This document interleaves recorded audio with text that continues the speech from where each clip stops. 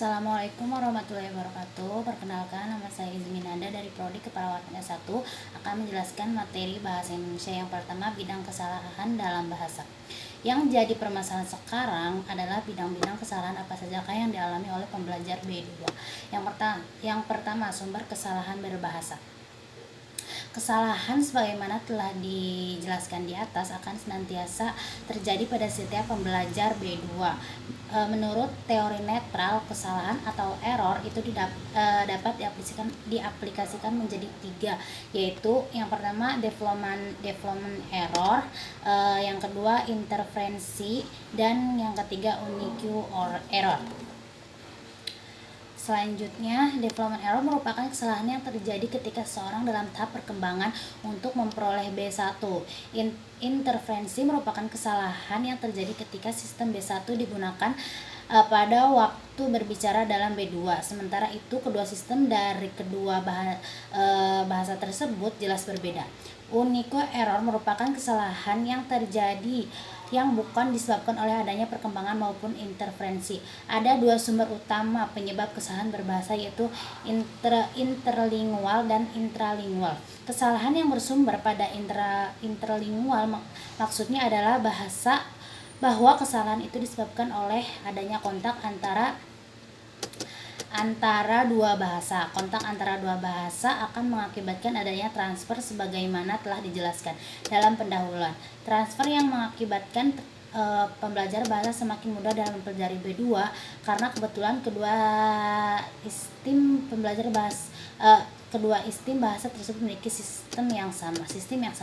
Disebut transfer positif, sedangkan apabila menyebabkan pembelajar B2 mengalami kesulitan disebut transfer negatif, sebab sistem kedua bahasa yang mengalami kontak tersebut memang tidak sama.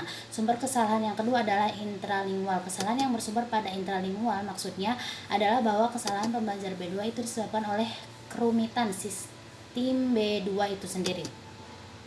Karena ketidaktahuannya, seorang pembelajar B2 sangat dimungkinkan untuk mengucapkan kalimat pekerjaan itu adalah merupakan pekerjaan yang sia-sia. Berdasarkan kaidah bahasa Indonesia, kalimat tersebut termasuk kalimat yang salah sebab kata adalah dan merupakan pada kalimat tersebut adalah sama. Oleh karena itu, cukup digunakan salah satunya saja. Namun demikian, bagi pembelajar bahasa Indonesia sebagai B2, hal tersebut dianggap sebagai suatu bentuk yang padahal salah. Kesalahan itu terjadi karena kerumitan yang terjadi pada sistem B2 itu sendiri, bukan karena pengaruh sistem B1.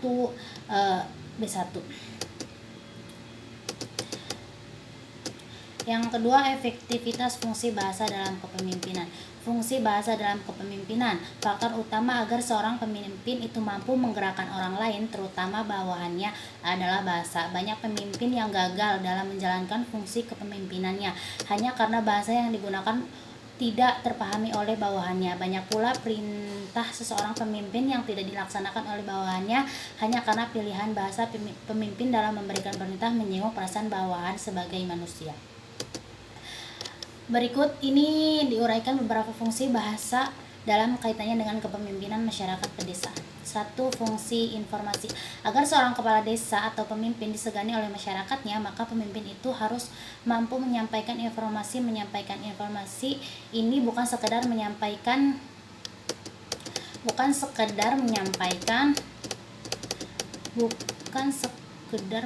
informasi apa adanya, melainkan harus bisa memilih informasi mana yang perlu disampaikan, yang mana yang tidak perlu disampaikan. Yang kedua, fungsi ekspresif. Seorang pemimpin atau kepala desa jangan sekali-sekali mengucapkan kalimat yang sifatnya hanya berdasarkan perasaan semata tanpa dipikirkan terlebih dahulu. Sebagai contoh, karena kepala desa pemimpin sedang dalam keadaan bahagia, maka tanpa memperhitungkan kemampuan langsung menjanjikan hadiah-hadiah kepada masyarakat yang barangkali setelah dipikir lama hadiah itu terlalu memberatkan diri pemimpin. Karena janji itu diucapkan pada waktu perasaan bahagia, maka ketika mengucapkannya tidak terasa berat. Namun demikian, selang beberapa lama setelah dipikir-pikir lagi, ternyata janji yang diucapkan itu hanya berat untuk diwujudkan. Akhirnya pemimpin tersebut ingkar janji. Hal yang demikian itu akan sangat mempengaruhi kewibawaan pemimpin. Yang selanjutnya, fungsi direktif. Agar pemimpin itu menggerakkan orang-orang di bawahnya, maka dalam memilih kalimat atau bahasa jangan hanya sekedar kalimat, melainkan harus dipilih yang paling tidak bisa memanusiakan bawahan. Hal ini biasanya banyak dilupakan oleh pemimpin. Akibatnya banyak pekerjaan yang dikerjakan bawahan asal-asal saja, atau mungkin tidak dikerjakan sama sekali, sekalipun bawahan tahu bahwa dirinya pada posisi di bawah. Namun jika sifat kemanusiaannya disinggung, maka akan muncul keberaniannya untuk melawan siapa yang menyinggung, tidak peduli itu atasan atau kepala desa. Yang selanjutnya, fungsi estetis. Seorang pemimpin yang memiliki rasa estetis yang tinggi biasanya tercermin dari pribadinya yang serba indah dan menyenangkan, dengan tutur kata yang manis dan lembut yang dapat menyejukkan setiap orang yang mendengarkan. Pemimpin yang mampu menggunakan fungsi estetis bahasa ini lazim sangat disukai bawahannya. Yang selanjutnya, fungsi fatis. Bahasa ini sangat diperlukan agar pemimpin diperhatikan oleh bawahannya, yang minimal orang yang mendengarkannya. Fungsi fatis bahasa ini juga sebagai penunjang fungsi direktif bahasa. Agar kita mampu menggerakkan orang lain, maka orang lain harus mau mendengarkan pembicaraan kita agar pembicaraan kita didengar atau diperhatikan oleh orang lain. Didengar atau diperhatikan oleh orang lain, maka pemimpin itu harus mampu menggunakan bahasa dengan baik, benar, segar, dan humoris dan energik. Apabila fungsi fatis bahasa ini dikuasai dengan baik oleh pemimpin, maka besar kemungkinan pemimpin tersebut mampu menggerakkan orang lain yang akhirnya akan mampu menjalankan fungsi manajemen dengan baik pula. Yang selanjutnya, psikologi kalimat.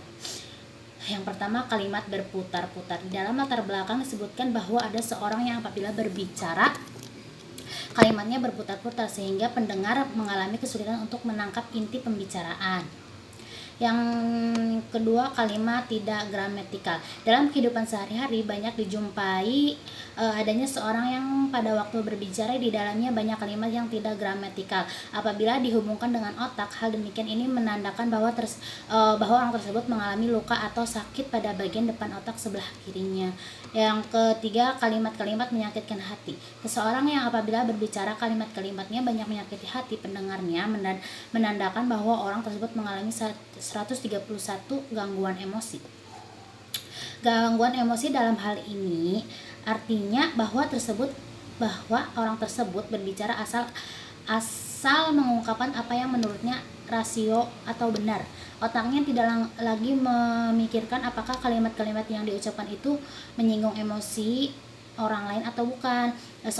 Seseorang yang otaknya masih normal akan mampu menghasilkan kalimat yang rasional atau benar yang tidak menyinggung emosi orang lain.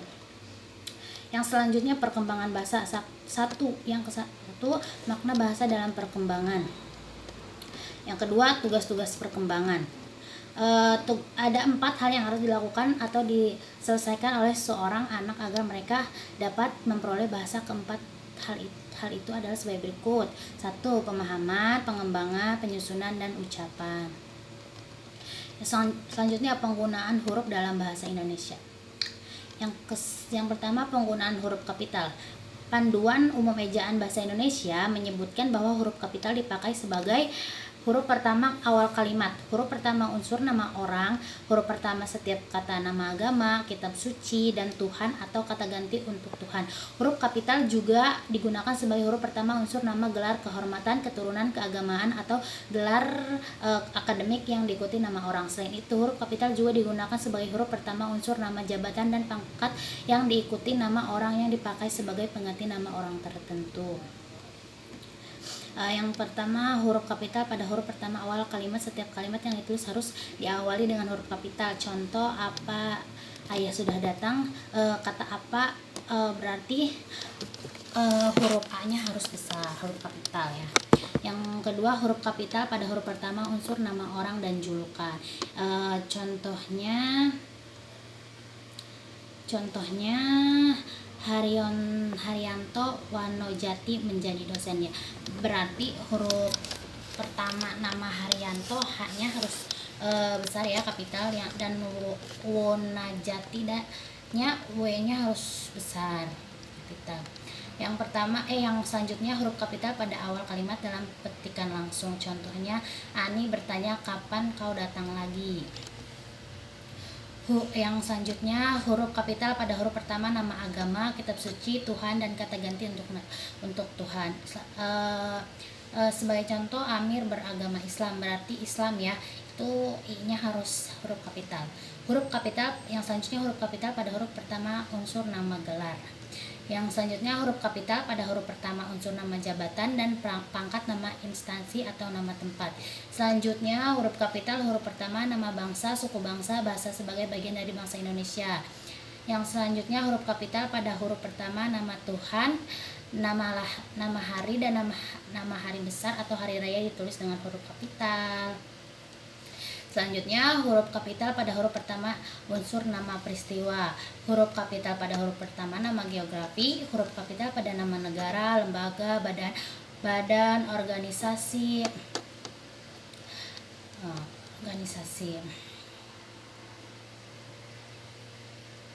Yang